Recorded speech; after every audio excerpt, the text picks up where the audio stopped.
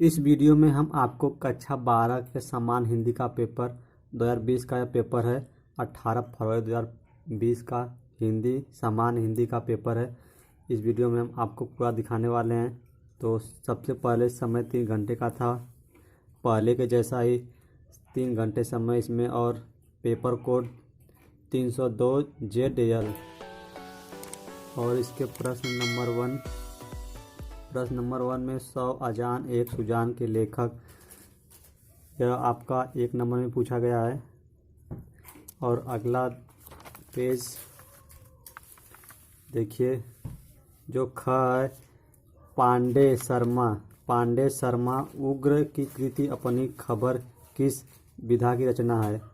यह आप कवि वचन सुधा के संपादक सरदार पूर्ण सिंह आचार्य हरि प्रसाद द्विवेदी की रचना। और अगला अग्नि की रचना क्या है, रीति मुक्त कवि हैं।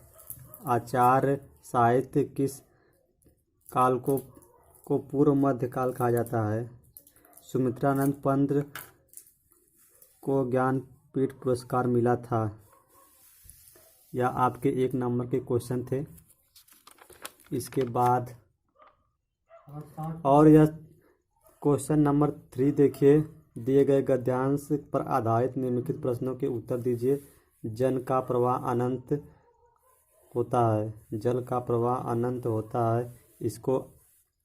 इस गद्यांश का आपको यहाँ पर प्रश्न दिया है, इसका आंसर लिखना होता है गद्यांश को पढ़कर, और रेखांकित अंशों की व्याख्या करनी होती है। और अथवा वाला क्वेश्चन देखिए आप, अथवा वाला क्वेश्चन, मगर उदास होना बेकार है।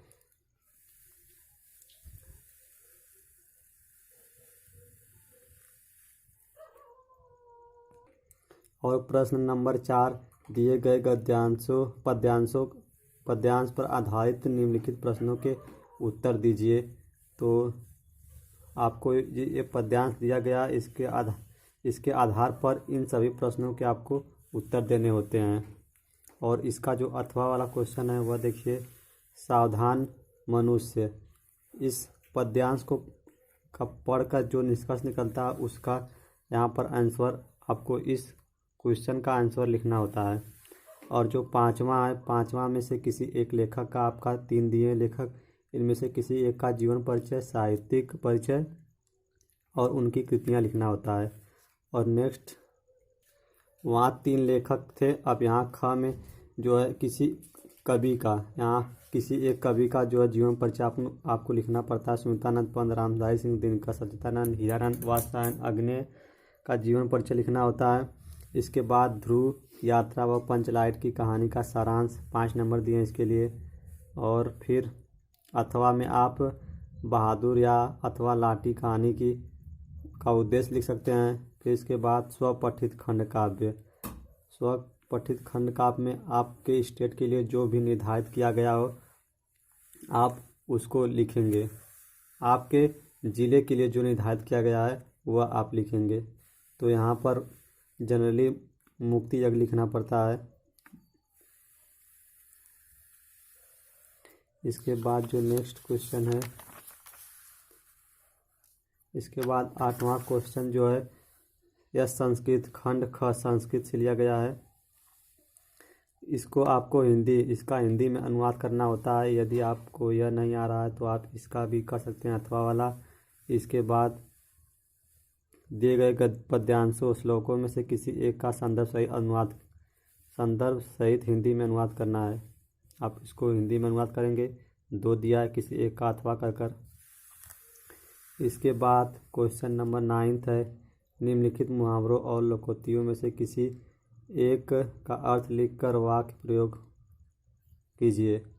अपना उल्लू सीधा करना, घी के दिए जलाना। आप किसी एक का अर्थ लिखकर वाक्य प्रयोग करेंगे।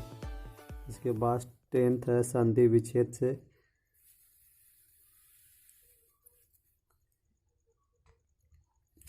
फिर इसके बाद नायक का संधि विच्छेद है, उसी का पाठ है संधि विच्छेद का। फिर ख, दिए गए शब्दों की सही विभक्ति और वचन के अनुसार चयन कीजिए। तो इनमें से जो सही होगा आप उसका चयन करेंगे। जगति शब्द में विभक्ति और वचन, आप जो सही हो उसका आप चयन कर लीजिए। फिर इसके बाद क्वेश्चन नंबर 11 में आइए क में निम्नलिखित शब्द युग्मों का सही अर्थ चयन करके लिखिए।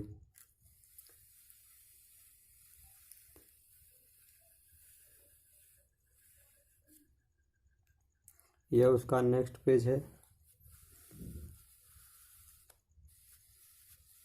निम्नलिखित में से किन्हीं दो वाक्यों को शुद्ध करके लिखिए। जो इसमें से सही हो आप उसको शुद्ध कर कर लिख सकते हैं। इसके बाद क्वेश्चन नंबर 12, हास्य रस अथवा रौद्र रस का स्थायी भाव बताते हुए उसकी परिभाषा और उदाहरण भी लिखना होता है। अलंकार है, छंद है, रोला है। इसके बाद अपने क्षेत्र में प्रदूषण से उत्पन्न स्थिति का वर्णन करना है। फिर क्वेश्चन नंबर 14 में से किसी एक पर अपनी भाषा शैली में निबंध लिखिए। विद्यालय में खेल शिक्षा का महत्व, परिश्रम का महत्व, भारतीय संस्कृति, महिला आरक्षण की आवश्यकता। यह आपका पेपर था पूरा हिंदी का।